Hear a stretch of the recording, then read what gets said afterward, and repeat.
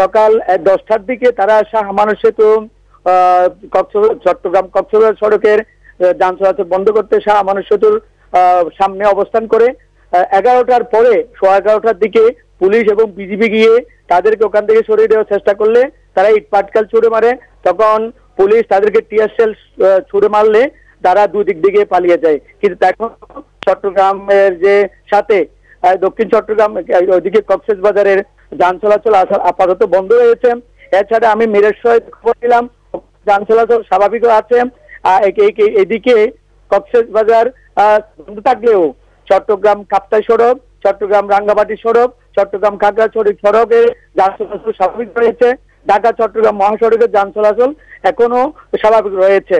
আরেকটা বিষয় হলো, বিকেলে চট্টগ্রাম প্রেস ক্লাবের সামনে আমাদের যে মুক্তিযোদ্ধা সংসদ এবং মুক্তিযোদ্ধা সন্তানেরা তার সমাবেশ দেখেছে, এখানে বিশাল সমাবেশ হবে। এছাড়া একটি ইসলামী আন্দোলন বিকেলে তারা সমাবেশ দেখেছে।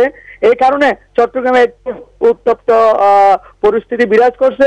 কিন্তু আমরা দেখতে পাচ্ছি সকাল থেকে যান চলাচল চট্টগ্রাম এবং দোকানপাট খোলা রয়েছে, যান চলাচল প্রায় শহরে স্বাভাবিক রয়েছে।